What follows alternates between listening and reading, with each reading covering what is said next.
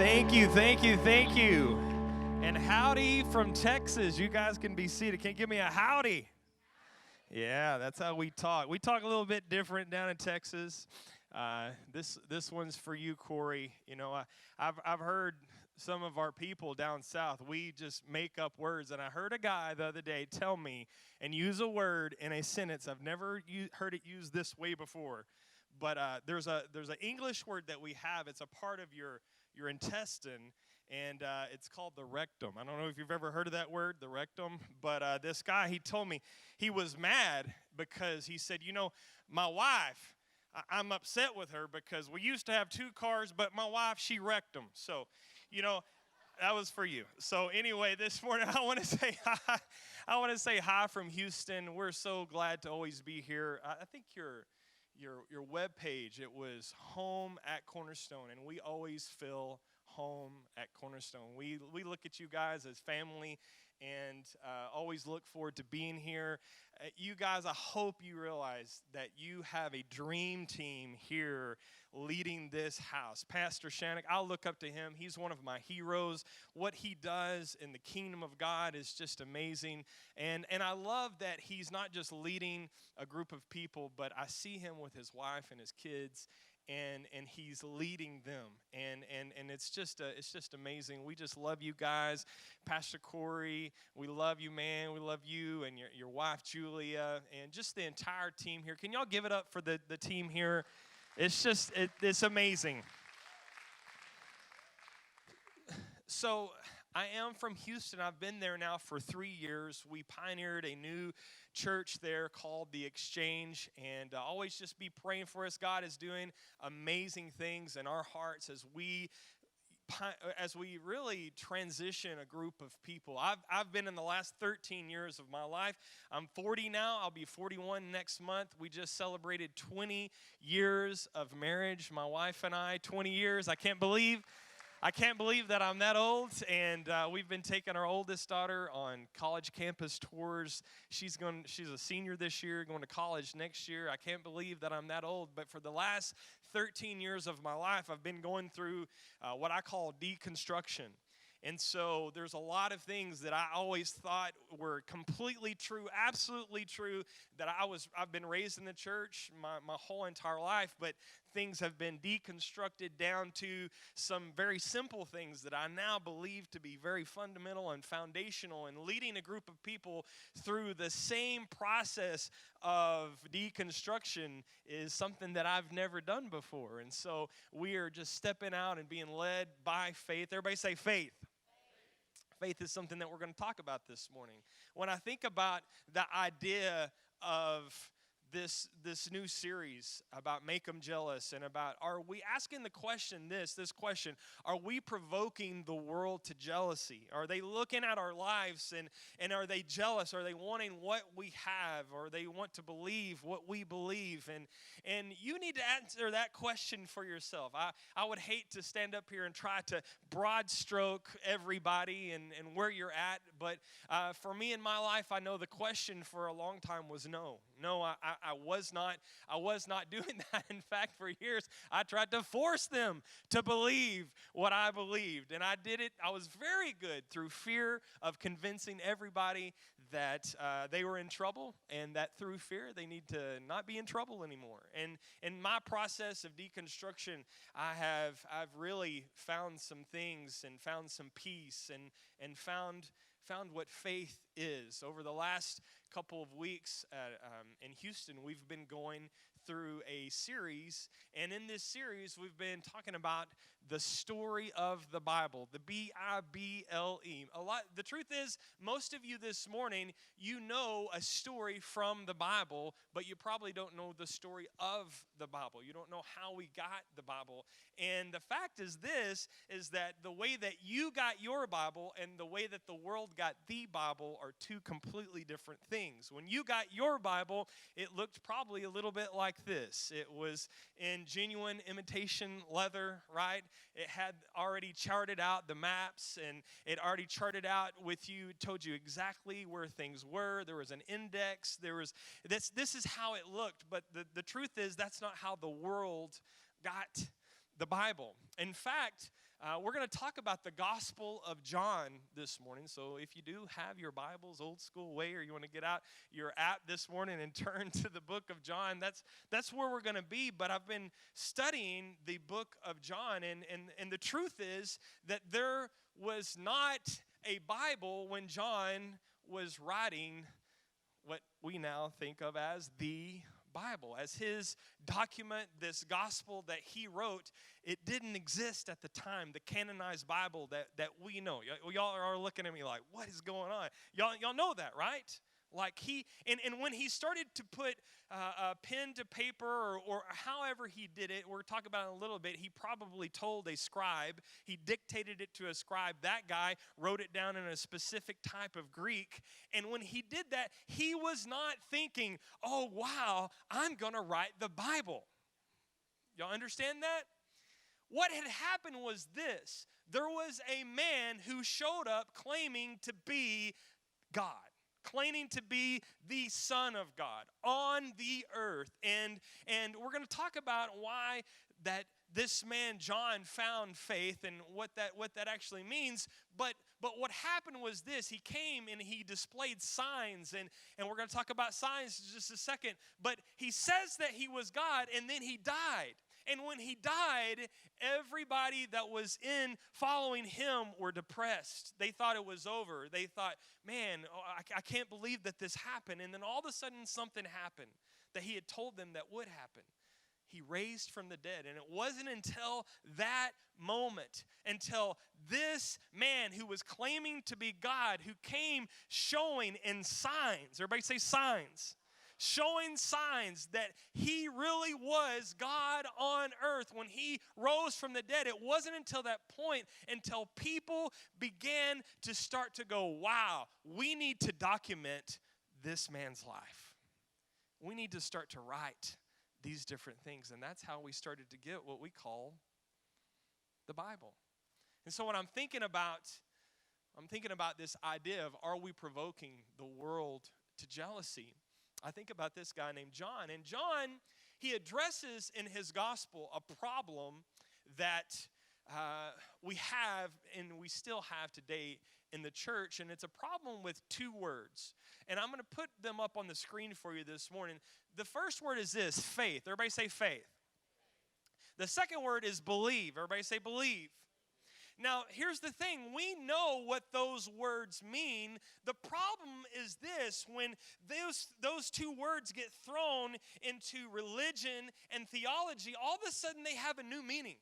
For some crazy reason, I'm not sure why, but they do. We know what these two words mean out in the regular world, when we're living our lives in the workplace, when we're living our lives with our families. We know what this word means in the area of our culture, but for some reason, they get hijacked when they get dropped into the theological context. In the real world, where we all work and we all play and we all live our lives, where we have friends, we believe based upon evidence. Everybody say evidence. And that's just how it works. There is something that you see. There is something that you actually hear. It's evidence, and it causes you now to have a belief. Another way that we have belief, or we believe, is based upon our confidence in the person that's delivering you the information. So, for instance, it would be like this. When you were a kid and you went to elementary school and your teacher got up in front of you and said, 8 times 8 is 64, you took her word for it. She told you it was a math fact. 8 times 8 is 64. You had confidence in the person that was telling you this, and I promise you, none of you went home and lined up 8 rows of 8 different things and went, well, I'm going to check her to make sure she knows if this is true or not. 1, 2, 3. Did anybody do that? No. Why? Because you had a confidence in the person that was delivering the information. So there's a couple ways that we come to believe things. First, it's evidence. Everybody say evidence. It's what we see. It's what we hear. It's also based upon confidence. Everybody say confidence. It's confidence in the person that's telling us whatever the information is. Now, from time to time, though, something happens and we get conflicting information. Has this ever happened to you before? This happened to me a couple months ago when I was watching one of the podcasts from Pastor Shannock, because all of a sudden I got some conflicting information of something I was sure that I believed. Now I'm going to put an emoji up on the screen for you, and I'm going to ask you guys, what does this emoji mean to you? Anybody, what does that mean to you? I always thought it meant praying hands. Praying hands. So I'm watching one of the podcasts, and all of a sudden, Pastor Shannock says, hey, no, Pastor Kevin, that's not praying hands. That's high five hands. And all of a sudden, I get a revelation. Whoa. You're telling me that this entire time when Bob from the church has just told everybody that his dad died, Pastor Kevin's like, high five, Bob. Come on, bro. Come on, professor, down low, come on. I've been high-fiving people this entire time when they're telling us that they have cancer. I'm like, no, time out. This is conflicting information. What I thought I knew and believed before, now because I trust him, I'm not so sure what I believe anymore. So I Googled it. Oh, yeah, Pastor Shannock. I Googled it, and Google says that it's neither. It's actually folding hands. It's folded hands put together, which in the Japanese culture means please or thank you.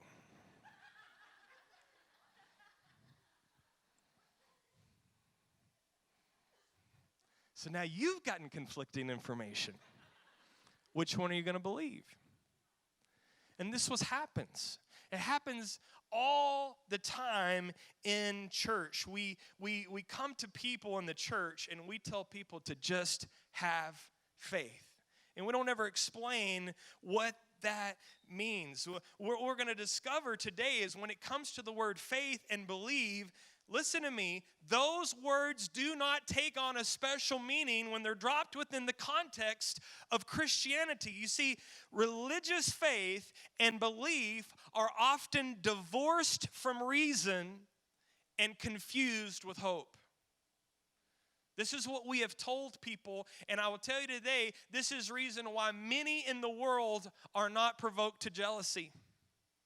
Because we've misrepresented these two words. We all know what hope is. But for some reason, when it comes to Christianity, when it comes to believe and faith, they somehow have to take on a kind of a life on their own. They get divorced from reason. We start to say that it's just kind of like hope. And hope is good, and we need to have hope. But listen, hope is not faith. Like, well, I hope he shows up. Well, did he show up last time? Well, no, he didn't, but I hope he shows up. I'm telling you, that's not believing, and that is not faith. So unfortunately, when it comes to Christianity, most of us grew up and came to a church service just like this, and the pastor got up in front of you and said this, just believe. And didn't really explain any of it. And in fact, where I come from in the South, this is what we said. Just believe, brother. Right? You just got to have faith, sister. Well, I don't know. Can you explain it to me? No. Oh, are you saying that you don't have faith? Oh, wow. Can we just all put hands this way to Shannock this morning and pray that he has faith? And that's what we did. And we oversimplified it. Now, really, faith is simple. But we've oversimplified these things. It's not you just got to believe, brother, or you just got to take it by faith, sister. That's not how it goes. And here's the thing, guys. We're going to look. I'm going to take you through a quick journey in the Gospel of John this morning, and you're going to find out that according to the Apostle John, if you were to just say it's just faith, he would say, where did you get that? Who taught you that way? If you were to talk to the Apostle Peter this morning, he would go, no, sorry, that's not exactly how it goes. If you were to look at the life and the work and the ministry and the teachings of Jesus this morning, all throughout the New Testament, you will find out he would say, no. Where did you get that? Because you don't find this in his teachings. Guys, I'm going to show you this morning in the Gospel of John that it is way more than that. Now, let me show you an amazing quote from the author Frank Turk, because he brings out the problem that we have with just telling people in the church to just have faith. And I'll put it up on the screen for you. He says this: the reason so many people are easily talked out of Christianity is because they were never talked into it in the first place. He's addressing the reason that many of our college students, they leave our homes, they go to university. While they're there, they hear this awesome professor who has all of this evidence and gives them information, and now they're going, that person is smarter than I am, so I'm trusting what they're saying, and all of a sudden, they're like, you know what, I don't think I want to have anything to do with the church anymore. They're talked out of it because they were never talked into it. They were just told, just believe. Just have faith. And listen, because they trusted us, and I can tell you, I was raised my entire life in the church, and so I went to Sunday school, and the lady who taught Sunday school, I trusted that she knew everything, and she gave me graham crackers, and she gave me milk, and that was awesome. And whatever you say, I'm going to believe. And so when she said, just believe in Jesus, I went, okay. But then I became an adult. And I saw a debate. And what they were debating was way more than just believe. It was actually evidence of things I had never seen before. And because nobody took the time to talk me into it, now I'm talked out of it very quickly. And this is a problem. This is something that in the Gospel of John goes and he starts to address. He starts to look at this, and this is what we're going to jump in today. If John was here today, I tell you, he would say, I did not follow Jesus because of just faith. Jesus didn't just say, well, just have faith, brother. That's not how it worked for him. John did not choose to follow Jesus because of faith. He would caution us against teaching this as well. And if the only reason that you're following Jesus is because somebody said, you got to just believe, I've got news for you this morning. Great news. It's so much more than that. It is awesome. For too long, we have had Christians have somebody else come along and talk them out of faith because they were never talked into it. And what we're about to discover this morning is there is an enormous difference between by faith and because of faith. The Apostle John, he'd later be known as the Apostle John in history, but the Apostle John left his father's fishing business to follow Jesus because of what he saw, not because of faith. In fact, he outlived most of his friends when he started to dictate. And like I said earlier, because of the type of Greek that we have it recorded, he probably didn't write this. He was older in his age. He was probably the last apostle standing. Apostle Paul is dead. Apostle Peter is dead. And finally somebody finds him and says, you've been teaching and preaching for years, but you've never documented. You've never put it down on paper. And Apostle John, we need this. You were there. You walked with him. You talked with him. Can you please now start to document what happened? And so John says yes, and that's why we have the Gospel of John.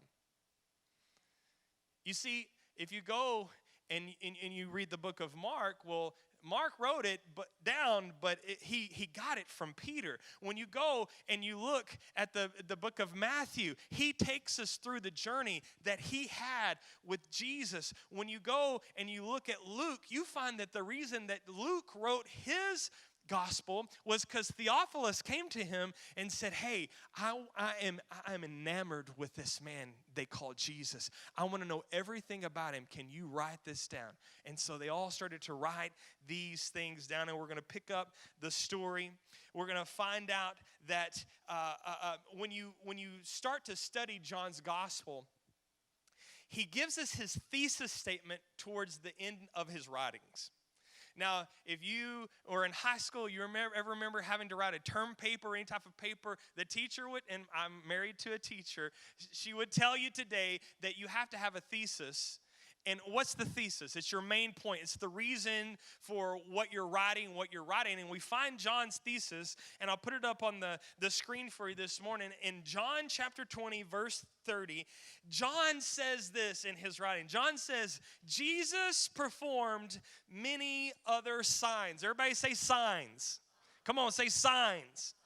He says he performed many other signs in the presence of his disciples. In other words, we actually saw these things, okay? He said he performed many other signs in the presence of his disciples, which are not recorded in this book. When he says this book, he's not referring to the Bible because the Bible has not been formed yet. He's referring to the document that he is writing. He's like, look, I've come to the end of my account of Jesus. I've told you of a lot of things that he said, but listen, he said a lot more that I didn't include in this. He says, I've explained a lot of things that he did, but listen, there's a lot more things that he did that I saw that I didn't include in this. He says, I've chosen these specific things. So there's things that are left out for a reason, and there's specific things which he refers to as signs. And here's why I chose these particular events. Verse 31, he says, but these, referring to what he just said, the signs. These signs are written, and this right here is a Greek term called a hina. It's a connector. It's a hina clause. It means purpose and result. He's saying the purpose for me writing everything that I've written is simply not so that you'll know what Jesus did, and it's not just so you'll know what Jesus said. He says, but these are written so that you may believe. Oh, it's so much more. It's so much more. In other words, he's saying, I want you to believe, but I'm not just content in saying, just believe.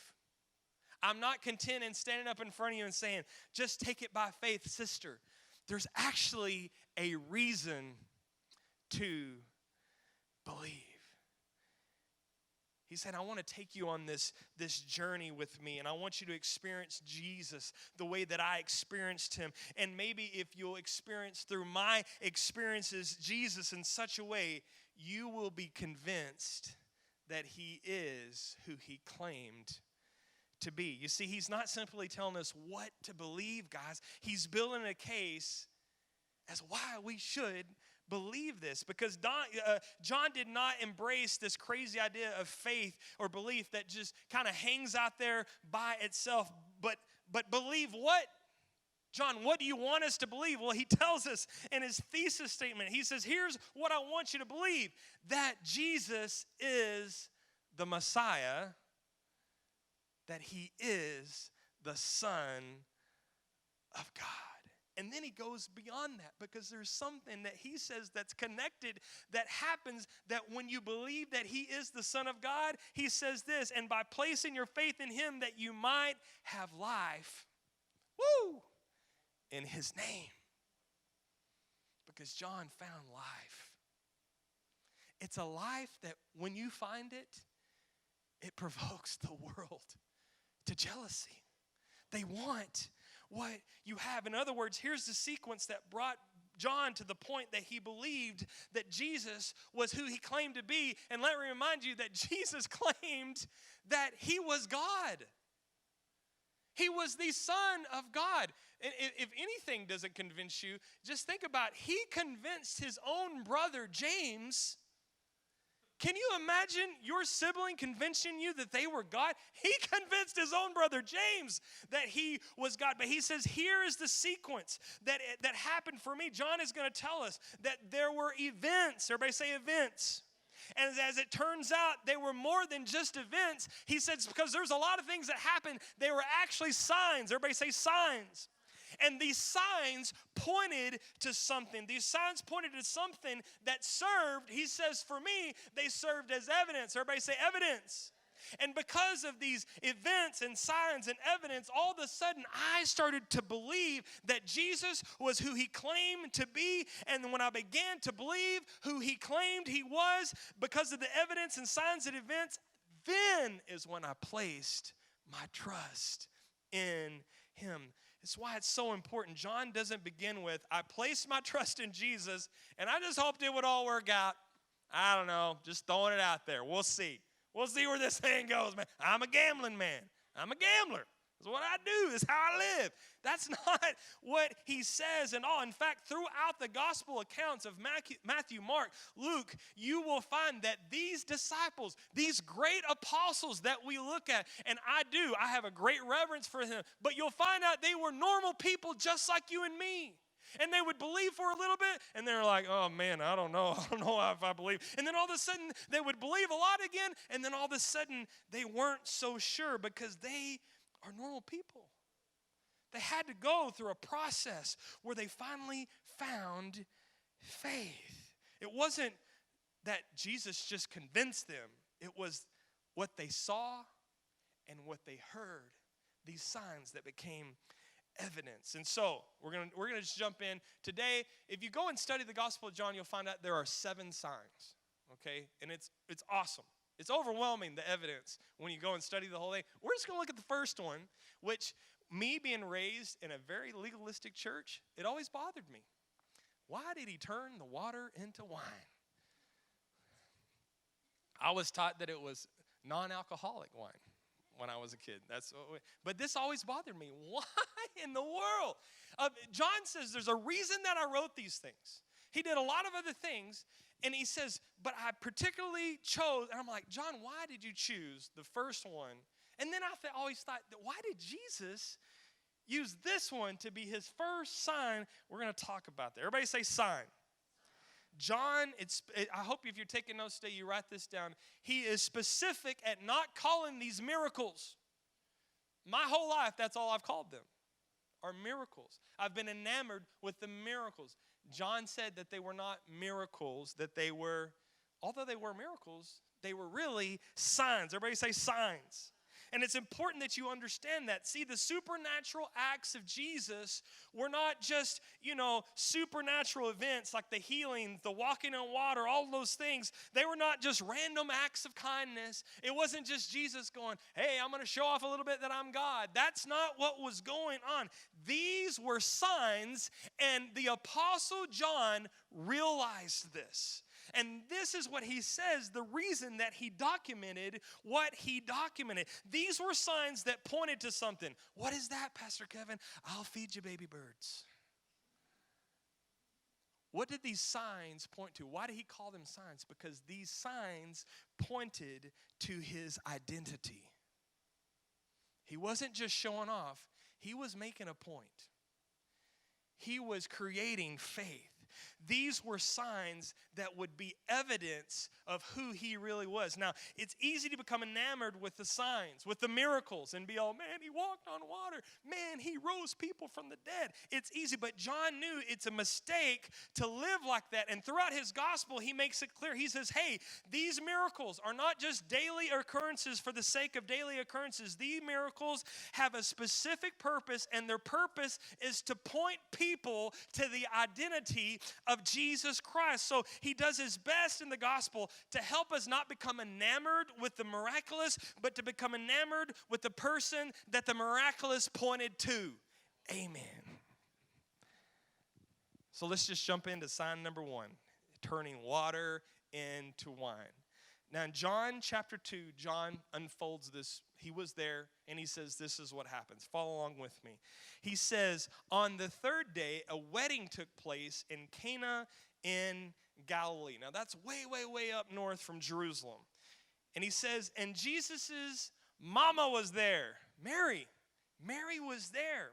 He gives us all this detail because these weren't once upon a time fairy tales, guys. These were things that actually occurred. Now, what we find out later in this account is that Mary is connected somehow to this wedding feast. She's either a part of the committee for the wedding or just part of the people that were in charge of the catering. And we don't know exactly which one it was, but she had a very specific responsibility at this wedding, as we discover as the story goes on. So John continues and he says, and Jesus and his disciples had also been invited to the wedding. John tells us, hey, I got an invitation too. I was there. This is a firsthand account. Now, wedding celebrations, you need to understand, in those days weren't like the celebrations that we have for weddings, which is like an afternoon, a couple hours. These celebrations went on for days and days and days, and people came from all around, and they just lived there. Now, I want you to get that because what is about to happen is it's a catastrophe. It's awful. He continues in verse 3, and he says, and when the wine was gone, Jesus' mother said to Jesus, she looks at Jesus and says, Jesus, they got no more wine. Time out. We've got a big problem. I mean, put yourself in this instant. Maybe you're in charge of catering. Maybe you are the father of the bride or the mother of the bride or whatever is going on. You're there, and all of a sudden, all the people that you invited who came expecting something to eat, something to drink, that stuff is all gone, and it's a very embarrassing moment. What happens next is the part that we all have questions, and we really don't have answers because Mary turns to Jesus, and here's the thing. She knew that in a crisis, she could lean upon her very resourceful son. It's like she knew that he could do something about what had just happened, which makes you very curious. What was it like to raise Jesus as a child? You run out of flour. You don't have to go to the market. Jesus! Come in here, Jesus. Jesus. And Jesus comes in. She's like, okay, I don't know how you do this. I don't know what happens, but I'm just going to go ahead and turn around. And I'm going to close my eyes and just fill the flour bag for Mama Jesus. Come on, right now. Just do it. Oh, he did it again. Jesus, praise be God's son right here in my house. That's what I got. Can you imagine? Somehow she knew that she could turn to him in this situation. How did she know that? Well, she does. And she speaks to him and she says, they got no more wine. And Jesus' response, when you first read it, is a little offensive. I'll put it up on the screen for you. He says, woman. That's what it says, right? Woman. Now listen, I'm just going to give you men some advice. Don't quote Jesus on that. Don't use that at home. It's not going to work out it's just going to get you on the couch, right, sleeping by yourself, all right? He says, woman, now here's the thing. It's the right translation, but we miss something, what's behind it. It would really be because it was such a formal context, and there's all these people gathered around. He didn't want to say mama. He didn't want to, like, oh, you're mama's boy, Jesus. Like, mama, mom. Instead of saying that, it would be almost a better interpretation to be like, my lady. So a more formal context. So instead of saying mama, he says, my lady, my lady, why do you involve me in this? He replies, my hour has not yet come. In other words, he's saying, I came to save the world, not weddings, Mary. What? Why are you? This is not how I wanted to come out. I didn't want to go public this way. And I'm reminded of this story because of what happened to me years ago. My daughter now is a senior, but when she was in 8th grade, my wife went to the 8th grade parent meeting, and I wasn't able to go. And when my wife comes back, I ask her, how did the meeting go? And she tells me, oh, it's great, and 8th grade year is going to be amazing, and they got all these things planned, and they were talking about there's a homecoming parade, and all of the classes, they get together, and they make these big floats, and whoever gets the best and the most awesome float wins a prize, and it's going to be awesome. And I went ahead, and I told them that you can go ahead, design and build that for them. And I was like, woman, I quoted Jesus. And I was like, my lady, I don't have time for that. That's like a lot to do, and I'm just not going to be able to do that. You misspoke. You shouldn't have represented me that way. And she's like, no, but you're the love of my life, and I love you so much, and you're just so talented. And she's just stroking my ego. And I'm like, no, I just do not. I'm just telling you, that's not what I do. But what I did was design and build the parade float. Why? Because of who asked, right? And so I don't know if this was pre-planned, but Mama just asked. And so what's crazy about this story is Mary just smiles after he just said, why did you involve me in this? My hour is not yet come. Says to the other servants, do whatever he tells you to do. And then she walks off like she never heard what Jesus just said, because after all, she's mom. He's going to do it, right? Now, when you think about the kind of sign that John tells us about, it may seem very random, and it may have bothered you for years. But I'm telling you, it's genius. It's amazing. And here's the meat of the message. It got me to thinking, why, John? Why would you start here? What is significant about this? And I don't know when it dawned on John. I don't know after when it happened, Jesus called the disciples over inside and said, listen, this is what I just did. I don't know if John just figured it out by himself. I don't know if at the end of his life, when they came to him and said, we need you to document your life with Jesus, we need, and when he was calling back to remembrance this sign, if all of a sudden he went, wow, this was the perfect way for Jesus to step into his identity as the Messiah through a sign. It was the perfect introduction. Now, although the wedding guests never knew what happened because they never knew that a miracle happened, they just needed some more wine, and all of a sudden they got some really good wine. They never knew that the water had been turned to wine. And we're going to find that out in just a second. But the story continues, and here's what it begins to make sense because of the details that John gives us. In verse 6, he says, nearby stood 6 stone water jars. And he could have just stopped there. He could have just ended there, but no, he gives us a description. He goes and says that these kind of jars are used by the Jews, and he could have just stopped there, but he didn't. He said these are the kind of jars that are used by Jews for ceremonial washing, each holding from 20 to 30 gallons. So here's the thing. This wedding was of a Jewish family. And it was a good Jewish family. You need to understand that under the Jewish law, under the first century application of the Jewish law demanded that Jews do all kinds of certain ceremonial washings to do certain things so that they could stay ceremonially clean. If you remember, constantly the Sadducees and the Pharisees are getting on to Jesus and telling him, don't do this, it's making you unclean. Why did he need to be clean? It was because they were under an old covenant that we're not under anymore, right? What covenant were they under?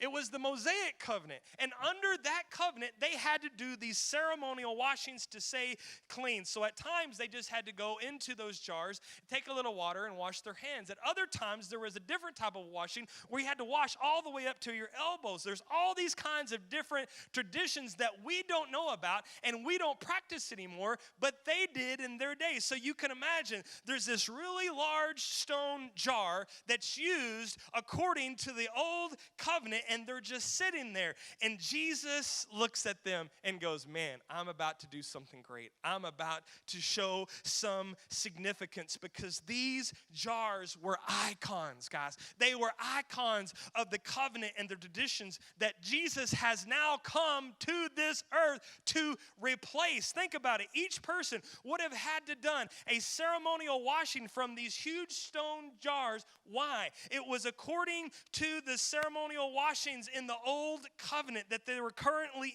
in, the covenant that Jesus has now come to replace, and he's going to make a sign. Now, that's why it's the sign that was so brilliant. I hope you're seeing what I'm saying today, because Jesus decides to go public. I don't know if he prearranged it. I don't know if in the moment he said, you know what, this is going to be perfect. But Jesus decides to go public by using something that would soon be replaced, come on somebody, to point to what would now be put in place. That God's temporary covenant, Jesus was making a statement with the nation of Israel, was now disappearing. It was coming to an end. When it was given, it was temporary. It was a covenant that was slowly coming to an end. And these jars represented the entire old covenant system. And Jesus decides to use this moment to illustrate something through what John called a sign. I saw the sign. Signs everywhere, signs. They were there. It wasn't just a miracle. It was a sign, and it was a significant sign. God's temporary arrangement was disappearing, and something new had come because someone new, come on somebody, was on the scene. So the story continues, and Jesus said to the servants, fill the jars with water. And John tells us that they did so. They filled them to the brim. I love what F.F. Bruce says. He's a British theologian who wrote commentaries. And in this actual particular incident, this commentary, he said this: the water, referring to the water that was poured into these empty vessels, he says that the water provided for purification as laid down by the Jewish law and custom stands for a whole ancient order of Jewish ceremony which Christ was to replace with something better. You see what Jesus was doing? Do you see the sign that John is pointing us to? This was all foreshadowing. It was the perfect introduction to Jesus' ministry. It was the perfect introduction as a sign to show his identity as the Messiah. He says, fill the empty jars, fill them up with water as they were normally used. Something is about to happen that has never happened before. The old is passing away because something new, because, come on somebody, someone new is on the scene. And then the next verse, John tells us, then Jesus told them, now draw some out and take it to the master of the banquet. Now listen, the master of the banquet was pretty much the head waiter who was responsible for who was served, when they were served, who was served first. And the text says, so they did so. John tells us, and the master of the banquet tasted the water. Now, if you have never heard this story before, you're thinking, oh no, he's going to taste the water and he's going to think that it's going to be wine, but it's really going to be water. And all of a sudden, John tells us the water had turned into wine. It had turned into what? It had turned into wine. It had turned into what? It reminds me of what Paul said. Paul records that on the night that Jesus was betrayed, when they were celebrating the Passover with his disciples, he tells us that Jesus took the cup. And what did Jesus say? This is the new covenant. Whew. What? What's the new covenant? In my blood. What, did he take his blood and put it into the cup? No. What was in the cup? It was. Are you seeing this? The wine represents his blood that came to activate the new covenant. This cup is the new covenant in my blood, which is poured out for you. And it says, John continues, that the water had been turned into wine. although the head waiter did not realize where it had come from, he didn't realize it, but it says, though the servants who had drawn the water, they literally remember pouring water into that, and all of a sudden, it is now wine. It says, then he called the bridegroom and said, everyone brings out the choice wine first, and then the cheaper wine after the guests have had too much to drink, right? Because by the time everybody's drunk, they don't care what it tastes like. He says, but this, if you have your Bibles out right now, underline this. You have saved the best until now. And that's exactly what God had done. Because the sacrificial system, that old covenant system of the law, had set the stage for the new that was coming. Just as the original wine set the table for the better wine that was to come later in the wedding feast, in the same way, God, through the nation of Israel, his people, established a covenant that would set up the world to expect one to come after to fulfill that covenant, so that when John the Baptist is walking up to the Jordan River and all the people are gathered from Jerusalem and Judea, it's thousands of people potentially, and he says, behold, the Lamb of God who takes away the sin of the world. What he says has context, and what Jesus was doing through this sign that John noticed and wrote it down as a sign, it had context. Please understand what John was showing us. This was more than a miracle. It was a sign. It pointed to something. It pointed to somebody, but nobody would fully understand until later. And this is the way that John wraps up the story. He says in verse 11, what Jesus did here in Cana of Galilee was the first of the signs. Everybody say signs. He said it again. Through which he revealed his glory. So the signs pointed to his identity. And please catch this. Don't miss this part. Underline it. Highlight it. And the disciples, what? Not because Jesus got them all together and goes, okay, guys, just have faith. Just believe who, I'm telling you who I am. Come on, believe. Believe, believe, believe, believe, believe. No, it's because of what they saw. They had a reason to believe because there was a reason. The reason they believed is because they had a reason to believe. So from the very outset, John in his gospel establishes this paradigm that if you study the entire book, it's all throughout, because no one is ever asked to believe without evidence or without having confidence in the person who is bringing them the information. And the text ends like this in verse 12. After this, he went down to Capernaum with his mother and his brothers and the disciples, and they stayed for a few days. And so it began. I know after hearing all this, you may have some questions. We all do. But the point is this. Faith is so much more than just have faith, sister. Only believe, brother. It's so much more than that. And the way that many of us have believed, that's all that it was. Nobody ever talked us into it, so we're easily talked out of it. And unlike John, the truth is our faith in Jesus, for many of us, doesn't come by seeing. And you may say, whoa, pause. No, you don't understand. I didn't believe, and then I saw something, and then I started believing. Well, that's great for you, but you're the minority. You may say, no, time out. Listen, it wasn't until I met Pastor Shannock and Melanie, and I saw they had such great faith, and because of what I saw, I went to them, prayed with them, and then I believed. That's great, but you're the minority.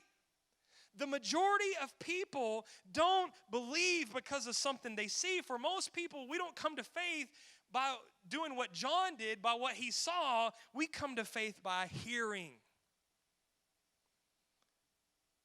What we're not asked to do is just believe, just take it by faith.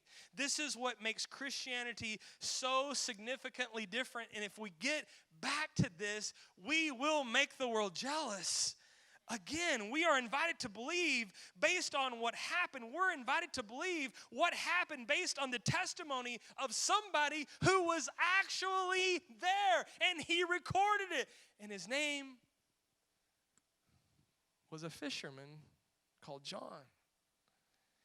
In fact, John came away from his experience with Jesus, and looking back, even though there was a lot of bloodshed, this is at the end of his life. He's seen a lot of heartache, and perhaps the city of Jerusalem has been destroyed, and thousands of Jews have been carted off and killed. Some of them have been sold into Roman slave markets.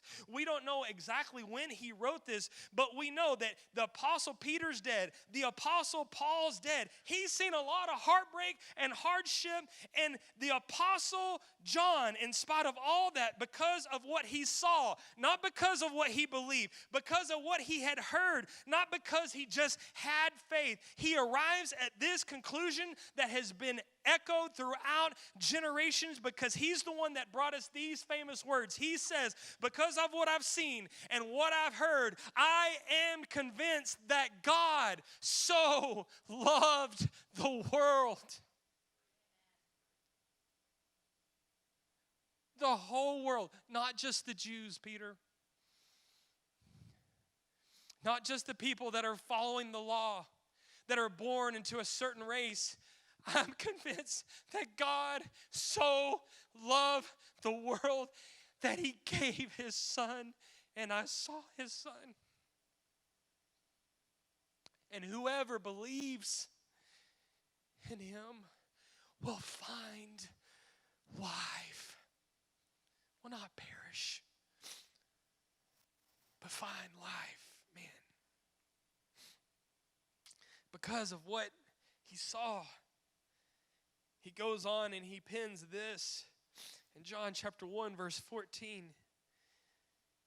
Because of what I've seen, he says, I am convinced that the word, the Logos, it's not just because somebody told me to believe. He says, because I've been through a lot and I doubted a lot. He says, because of what I've seen and what I've heard, I am convinced that God made his dwelling among us, and we have seen his glory. When he says us, he's not talking about you and me, us, because he wasn't writing in our day and our time. When he said us, he was talking about my friends, the people that are around me. We saw him, and we have seen his glory, the glory of the one and only Son who came from the Father. And when he came from the Father, he was full of grace, and he was full of truth. Listen, I don't know how you came to believe this morning. If somebody told you just to believe, maybe you've somehow, some way got away from faith. But according to what I've just shown you this morning, something's got to be stirring up inside of you. To say, wow, based upon the evidence, based upon somebody that I can trust, I can now have a confidence. And this is the way that I'll end it. I'll ask Brittany to come up. John would say today, I was just a simple fisherman. But I thought that what I saw happen was so important. I wanted to document my experience for future generations. But not simply that so you would know what was happening. No, it was way bigger than that. I wrote these things with a specific purpose in mind. These things I have chosen to document. These conversations I've chosen to document, and I'll put his thesis back up there again. These are written so that you may believe that Jesus is the Messiah. He's the Son of God. And that once that you believe this, John would say that like me, you would find life. I can tell you, Pastor Corey, I have found life. And I think previously, when people looked at my life, they weren't very jealous of it. But I'm making them jealous now. Because it's just like John, I see the events. And the events that weren't just events, I see that they were signs.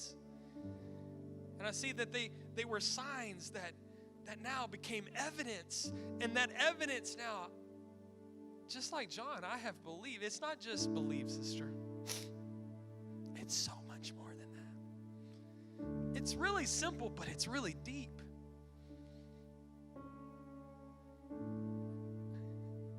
And I'll just leave you with this. This has been messing with me here lately.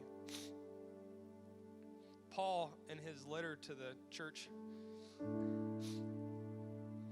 in Galatians 5:6, he says this.